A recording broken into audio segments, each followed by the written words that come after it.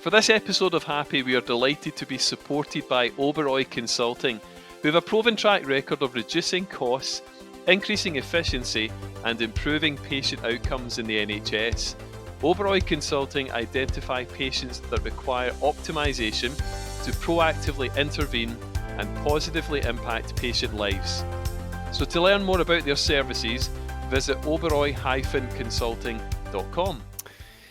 Hi everyone, and welcome back to another episode of our HaPi podcast, Healthcare and Pharmaceutical Insights podcast. And we're on to another episode within the Day in the Life of series. And this is another really exciting one for me. One, because it's a subject line and an area of work that in my day job, certainly within Evolve, that we have a lot of interaction with these individuals. And this person that I'm going to introduce to you in a second is somebody that within our business we've had a lot of interaction with. He's been a very loyal person to us within Evolve, and I'm going to say that he's an expert within this field, so I'm putting no pressure on him whatsoever at the start of this call. But no, I'm delighted to welcome Sho with me today. Sho is part of Scope, and he's part of a day in the life of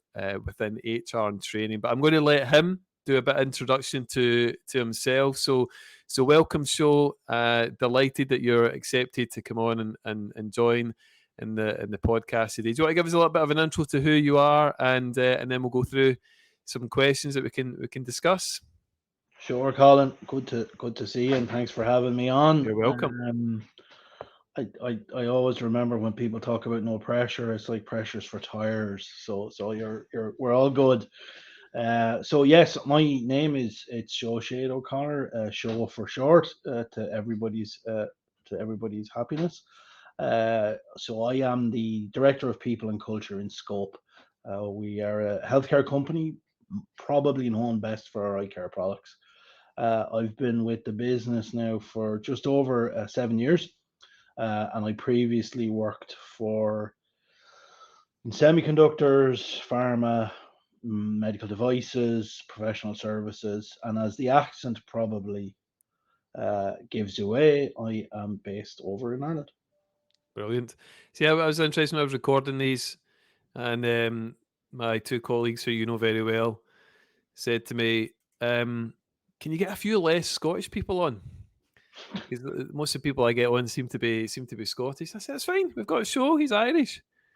Yeah. So I said, "That's fine. That's okay." So we're covering all of the UK and Ireland at the moment. So Okay, so we're good. we're taking the diversity and inclusion box. We are indeed, and it's very clear by both our accents where we're from. So that's pretty clear. So good intro, and as I said, I'm really delighted that you've come on. So we're talking about this day in the life of, and you're part of a customer base that I have interacted with for a long time. But for people who are watching this, just remind us again what your job title is, and give us an idea of really what a typical day looks like for you in your job. That's a question. So my job is I'm the head of or director of people and culture for Scope, and there's kind of there was three strands to that role up until just before Christmas. So I looked after the HR team, the L&D team, and the corporate social responsibility team. Mm-hmm. And we decided because L&D is becoming such a critical area for us as we're growing, that L&D we spun it out as a separate department now. So my focus is a little bit more specific around HR and CSR. What that means though is, like, in terms of a typical day, God, I'm not sure in 25 plus years now of HR that there is such a thing. I think especially if you're in a HR generalist or a HR partner role or a leadership role in HR, like there's a lot of variety. Mm-hmm. Really, you could find yourself doing anything at any particular hour, never mind any particular day, depending on what's happening in the business. And it's kind of rare, I'd say, Colin, that you'd spend a day on one particular thing. So like certainly at different points in my career when I was in more specialized parts of HR, you might spend a full day in interviews, or you might spend the a full day training, but less and less that happens now. Um, so I guess to answer your question, it's probably a mix of lots of different things. And actually, yesterday is probably a good day to pick as maybe an example Yeah. if you wanted maybe some specifics. Like I had two interviews yesterday with internal candidates for two different roles, one for a management role and one for an international role, and these are both new positions. So it kind of ties nicely in with the whole career progression, talent management agenda that's pretty high on our radar and scope right now. Uh, then I had a fairly robust discussion with our psychometric supplier around the tests that they provide us with for both hiring and for development, and some meeting of minds around the contract renewal and specifically the pricing. So that was another call I had. Um, I'm running a leadership program next week, so then there was a discussion with the trainers who Mm-hmm. are going to be delivering the different segments on that course. So Mm-hmm. we had a kind of get together to dot the i's and cross the t's. Mm-hmm. I had a team meeting with my HR team, so I have three HR partners and a HR specialist across Ireland, the UK, and the US. So we had a team call in the afternoon. And then I actually had a call with our CSR manager because we're about to launch a recycling program in London in some independent pharmacy chains and going through the final prep for that, Mm-hmm. including recycling bin design. Okay. So Wow. if you wanted a kind of a sense of the many things you might come across in a typical day, yesterday was probably good a one as any to share with you. Yeah. So I guess what I'm saying is lots of variety. Yeah. No, that's good. That's good. Did you always have that kind of HR background then? So did you do that at uni? Did you do an HR course at uni? And Yeah, like I suppose when I was growing up, I grew up in being honest, an agricultural background, right, no track okay. record in business or anything like that. And when I went to college, I wanted to do business. I was very clear on that from a pretty young age. But when I got into the course that I did, I picked it because it was in a university that was very linked to industry, and I Right. wanted to get the practical side. But I had a chance to specialize in college, and I had to choose between marketing, HR, and finance. And it was a bit of a flick of a coin actually between finance and HR in the end. And I guess I specialized then in HR for the last 2 years. But when I did my work experience placement, I was lucky enough to get into Intel, and I Mhm. spent 9 months there. And that kind of confirmed to me that HR was the right choice for me. Mhm. Mhm. And here I am, 26 years later now, and can't convince anybody to give me a try doing anything else.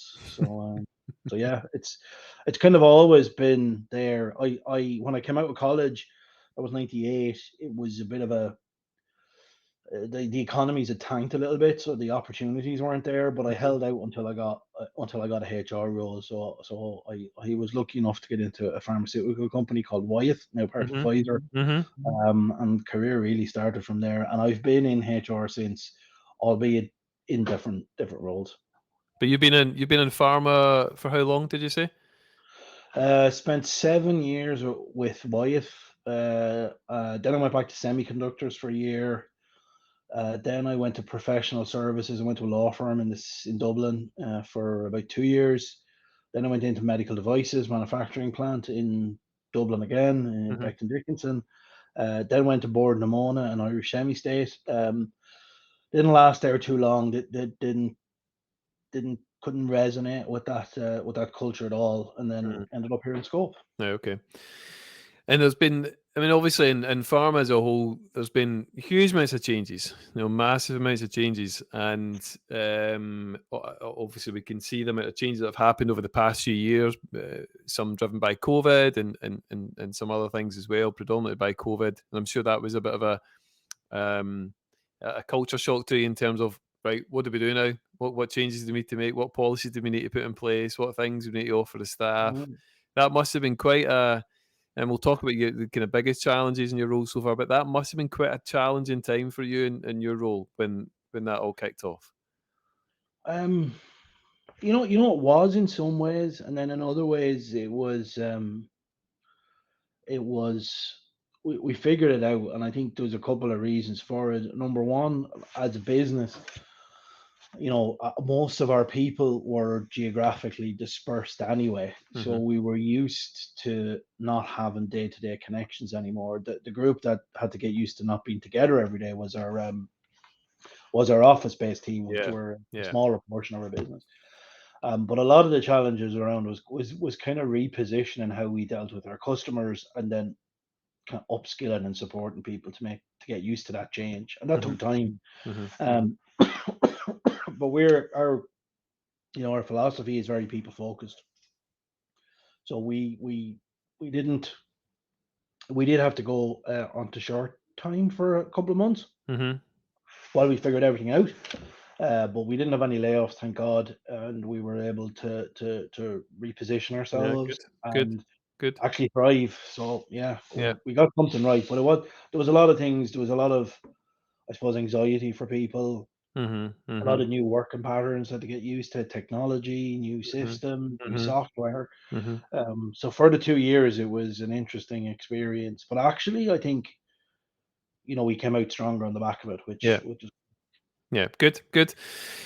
So in terms of the challenges, the kind of biggest challenges within your role, and we talked, there's been a lot of changes that have happened within our industry that have impacted on people and culture and a number of different things. But what would you say in terms of your role just now? What are some of the biggest challenges that you see or that you're maybe having to overcome in your position?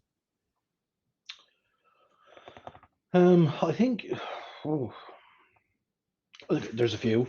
So I won't go through everything, but in our business, because we're growing and because we're growing quite fast and in a number of different ways, so in our home countries, but also into new markets and bringing in new products, there's a whole plethora of opportunity coming our Hmm. way. So a lot of the time, Colin, it's more around a lot of the headaches is okay, where do we invest our time and our resource? Because we can't do everything we'd like to do. So how do we prioritize?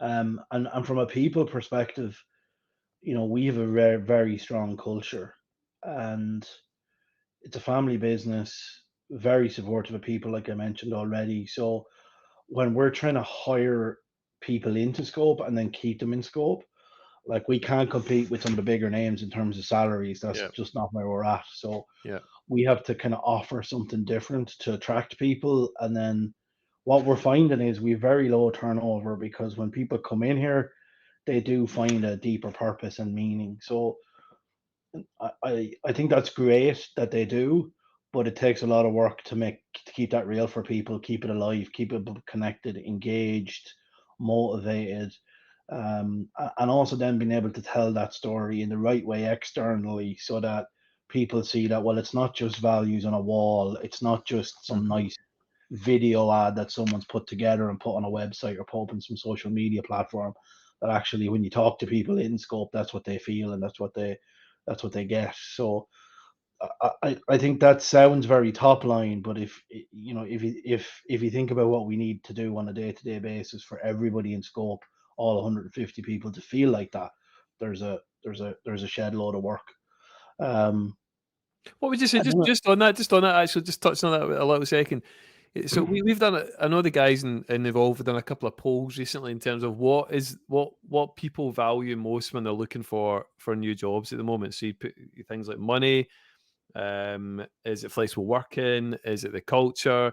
Is it that just what what would you say are you seeing as the kind of key things that are coming from people? So it might not, I'm not anticipating this. It's definitely this. This is the one thing that people want. They want flexible working or they want a pool table in the office or whatever. But are you starting to see, a trend of something from people that's coming through saying, this is what I value just now or that I value the most? The word you just said there is the thing that really stands out for me, because you're right. There's no one thing. It really Hmm. depends on where that person is in their life journey. Yeah. So if somebody's in the 20 to 25 bracket, 20 to 30 bracket, maybe it's all about getting them somebody being able to give them an opportunity to go into a role that they don't have experience on, but that they're willing to take a risk and invest in their development and Yeah. put the supports in place to help them build up the knowledge and skill and let them grow. So that's what they value, is the opportunity to come into a role and then progress into something else to keep that momentum. Mm-hmm. You know, for somebody in their late 20s into their 30s, it's all about finance and getting the Mm-hmm. money so they can get on the property ladder or support their family. And then for people, I would say from the kind of late 30s, 40s on, it's a bit more about promotion. It's maybe about finding a deeper meaning in what they're doing, the kind of culture and work environment they I find agree. themselves in. Yeah. Yeah. Yeah. They might have spent 10, 15 years in a big corporate multinational. They might be tired of that culture and tired of that environment, and they're looking for, maybe somewhere to apply the knowledge and skills they've built up, or somewhere maybe with a little bit less bureaucracy or Mm-hmm. politics or Mm-hmm. whatever. Mm-hmm. Um, so there's lots of different things. The one thing that is standing out for a lot of people right now, though, for me is that flexibility. So the opportunity to work hybrid. So Mm-hmm. not just be required to come back to the office now that COVID is on the wane, Mm-hmm. but that ability to come into the office a couple of days a week and work from home. Mm-hmm. Um, so a lot of people are looking for that, and that's really worked to our advantage because of the nature of what we do. A lot of our roles can be done remotely or through hybrid. Mm-hmm. So we're open to people working in far flung places like Sligo, in our business, because we Mm-hmm. can make it work. The technology is there, and as long as Mm-hmm. people can come to the office occasionally when we need them to, then we'll Mm-hmm. make it work. I And think that, that's right. Yeah. Yeah. Actually, the way you've kind of defined that in terms of the different age and stage that people are at in their life, that makes a lot of sense in terms of what's important to that group of individuals. And you're right. You go back to, certainly when I was a bit younger. I'm not that old now, but when I was a bit younger, and it was all the kind of, a little bit more commission, and you're chasing after things, whether it be more materialistic things, and then you grow up a bit. If you're lucky enough to have a family, and it's your priorities change, you might be looking for a bit more stability. And I think what we saw in that recent poll was the two things that came out were, one, the flexibility, where companies offer genuine flexibility, um, and secondly was all around that kind of culture piece. Now that's a much broader discussion in my view, mm, because I don't think you can really get a feel for a company's culture after two interviews. I mean, it takes maybe a little bit of time, in order to do that. But everything also now is so visible, online. People can go and see what your company's like online, whether it be through Glassdoor or whatever, and get reviews, and that can make or break companies in some ways as well. But I think that's a really good way that you've put that in the kind of different stages and of people's lives. yeah, look, there is no place to hide anymore for companies if you've got a dysfunctional culture, because, and we find this in the US in particular, people will look up our current staff on LinkedIn, or people who've been with Scope and left, and they'll ring them and they'll ask them, well, what is it like to work at Yeah, Scope? Like, yeah. is it all that? Thankfully, it seems that most people say good things, because Mhm. we still have people applying, so that's good. Um, but yeah, there is no place to hide anymore, and the reality is people have choice. Of course Like they do. Yeah. it's always been a candidate's market by and large, and more so these days. And people are value different things in general than they did maybe 10 years ago or 20 years ago when I started. Mhm.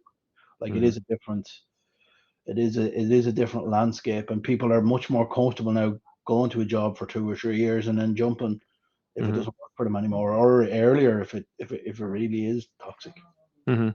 When you're interviewing candidates, do you find now, again, maybe I get this might be different for the different people you interview, but there's maybe a bit more of a reluctance for people just to be a little more open in interviews now because they're maybe frightened of what they say if they say the wrong thing.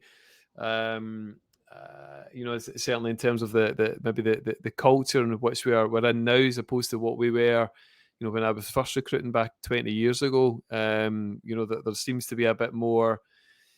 What's the word? I don't think anxiety is the right thing. That from an interview perspective, people still get anxious, but you just making sure that, certainly from an HR perspective, that they're making sure that they say all the right things and they're covering all the different angles. I don't know if I'm getting myself across here properly, but do you get my drift on that when you're interviewing people a little bit now? Yeah, I do. I understand exactly where you're coming from. I would say that our approach to interviewing candidates, though, is very much to try and get the to try and get them to a point where they are as relaxed as possible, because we want to try and see the people for how they're going to be in role in the Mm-hmm. business if we hire them. And we're not looking for perfection. What we're looking for is somebody that has maybe the right energy, the right style, the right approach. And we try and really tease out what's important to the candidates. What are the things they're passionate about? What do they care about? What really gets them excited? Because the best candidates are the ones where those things fit with scopes. Mm-hmm. And the knowledge and the skill, as long as the basic stuff is there and the Mm-hmm. critical stuff is there, we can train people. Mm-hmm. We can give people knowledge. We can train people on new skills. But that cultural alignment, I don't want to say fit, because I don't really like the word fit anymore. But I think that cultural alignment where you can get people whose purpose and the things that are important to them are aligned with how scope feels about those things. That's the perfect recipe for success for the person coming in Mm-hmm. and for scope. And really, that's what, like, there's no point in us hiring somebody who's absolutely brilliant, has all the knowledge and skill that you could want in a role, but you know, culturally they find Yeah. working in scope a real drain on The their real energy, because the exactly. reality is within 12 months they're gone. Exactly, and that's what makes a successful team, and a brilliant team. And you and I are both football fans, and you could put a bit of an analogy to it. You could have everybody you could have 11 Ronaldos, but that We're good. doing all the same. But you need everybody's doing different things, within that team environment. From whatever position you play within that football team, whatever position you play within scope. But culturally, if you can say it, if you get everybody round the broader piece of understanding what scope is about, what that football team is about, what that sometimes these football teams are called they're more than football teams are called institutions. If they get Mhm. round about what that is, you've got a brilliant winning team there, and that's not easy. Don't get me wrong, but if you get to that point, we're on a winner. Look, I couldn't agree more. Like, it's, hiring a team of Galacticos can buy you success in the short term. Real Mhm. Madrid have proven that countless times. But to do what, God forbid, I'm talking about Manchester United, but to do what Ferguson did at Manchester United for more than 10 years, like, there's a whole philosophy, a mantra, and a piece that there's a style, like you said, there's a culture, and no one player can surpass that. And if they Mhm. do, then there was no longer a place for them in Old Trafford, either by Yeah, their designs or his, yeah, rightly or wrongly. But yeah, yeah. and yeah, a lot of the sporting analogies, you can very easily Oh, transfer them over to business. very easily. Yeah, and to be fair, I use it because sport is my main hobby, and I do use it on a fairly regular basis when we're talking about analogies and stuff. So that's been good. And in terms of people watching this just now, so who are maybe considering going in to a similar role within HR, within training, within development and learning and development. And the one thing about pharma is in the space that we're involved in, the good thing about our industry is people do get the opportunity, maybe to move within companies and go and try different things. Speaking to a guy yesterday who's going to do something completely different within his business, biggest pharma company, and do something for a secondment for 9 or 12 months, and I've encouraged him to go and do it. So for somebody just now watching this, thinking, I've got an opportunity where I am just now to go and do a similar role to you, what advice would you offer them just now? So, Don't do it. No, I guess I would say, I would say if it's somebody coming from a different part of the business, I would say that is a real advantage. hmm Because I talk to a lot of HR people, and one of the line that makes me feel that little bit nauseous is that one, I'm a real people person. hmm Well, that and 2 cents gets you a cup of coffee. Um, like there's no job in the world anymore, I think, that doesn't involve interaction with people, or certainly very, Absolutely. very Yeah. few. So that's relevant for everyone. But I think what the best HR people I've met are people who can make HR relevant to the business that they're in. So you hmm can't do that without knowing your business. So the first thing I would say is get to know your business. It's not about knowing the HR stuff inside out. It's about knowing your business and where HR can make a difference in your business. And HR can't make a difference if you don't. So I hmm would say the first thing you've got to be, and the first thing people ask me, well, how do I, I can't get my managers to buy into what I'm trying to do, or I can't get them to listen to me. It's like, okay, well, you go listen to them first. You go learn their language. You go find yourself in their shoes and figure out what they're trying to do. Figure out their life on a day-to-day basis, and then you'll figure out very quickly where you can help them, hmm and the kind of language you need to use when you're trying to influence them, or to persuade them to do something different. hmm And the other thing I would say is, I don't have all the answers, and at times in my career, I've had very good HR networks, and then they fall away and I have to rebuild. But having a good group of HR contacts or non-HR contacts that you can use to bounce ideas off, hmm for insights, for different levels of research, and what are you guys doing with this, or how are you handling that, or have you faced this? That's invaluable. So it's a hmm build up a good network, have some people that you can go to, have some sounding boards.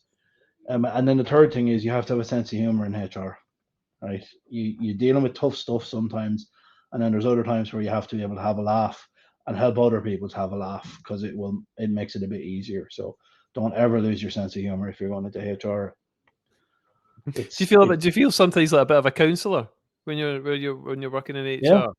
Yeah. yeah, you've got to be like, people will come, and to be honest, the how you know that you're being successful is where your peers Feel comfortable coming to you? come to you, and they Yeah. do confide in you, and they do use you as a sounding board, or to vent, or to blow off some steam, or Mhm. to help them unpick some challenge that they can't seem to figure out. Like, Mhm. yes, so the answer is yes. So I think what that does, though, is it puts a big onus on people to make sure in HR to look after your own mental health and your Mhm. own mental Mhm. well-being, Mhm. because you know you you got a lot of stuff coming your way that's not always positive, Mhm. um, and you need to make sure you have a way to cope with that. Because Mhm. if you internalize it, and if you don't, that's a recipe for disaster too. So I would It say, must it must it must be quite difficult, I would imagine, for you sometimes so to kind of switch off. When you do hear things that people are coming to you with, some I'm sure incredibly serious things, some, that are affecting the business or affecting an individual. It's not a case of that's fine. You just switch your computer off at half mm, 5 at night and you forget about it. There must be an element of a bit of a burden on on you occasionally as well when you're in the kind of role that you're in. yeah, and I'm not going to tell you I've got a down, Colin. Like, it's still a challenge. Mhm. Certain topics will stick with me, and it's hard to kind of switch off, a lot of the time. Mhm. Um, but I think each person has things that will work for them, in Mhm. terms of Mhm. being able to, park some of the some of the energies. Exercise is one that works for me. Sport, Mhm. like we talked about, is another one for me. Watching it or playing it. Mhm. Try to steer clear of the alcohol, the food, and all that kind of good stuff, because that, Mhm. that just adds to the problems. But Mhm. yeah, you do need to have coping mechanisms, to be able to kind of process all of that in the right way. Mhm. Um, Mhm. because if you don't, then you're actually not going to be able to sustain. As you say, and being surrounded by, whether you call it, a group of mentors or a group of people who are in similar kind of roles that you can have that chat with and say, I'm struggling with this, not necessarily maybe personally struggling with it, but I'm struggling to find a solution to this, or what's your advice or what's your thoughts? I think that's invaluable. And I certainly, very similar to you in a lot of ways in terms of, you could overanalyze, you could overthink. I'm not in the same role as you in any way, but I think it's good in a role that you have, where you could be at the end of quite a bit of pressure to have those kind of outs, whether it be sport or whatever. That's key. And I think that's a message that everyone can take away from this, whether you're looking at this role or not. We've all got pressure, and you need to have that kind of opportunity to try and switch off from that in some way. So good. Listen, thank you so much. It's been great talking with you today, giving me half an hour, 40 minutes of your time, of a man who I know is very, very busy. We try to keep you busy as well. I know that, certainly from our team. You said there was some kind of gratuity involved for this, Colin. Like, I'm still waiting for you to clarify what that is. Like, if it's tickets up to Glasgow, I'll get back to you about that. I know there's a team in London that play in red and white that you like, so let's maybe we could meet up there one day. Maybe I'd have to return the favour though, wouldn't I? Maybe we'll not talk too much about my team in Glasgow at the moment. Let's keep that in hush hush. Thank you so much. Great to see you. And I'm sure that we will continue to talk with you. So thank you so much. Take care.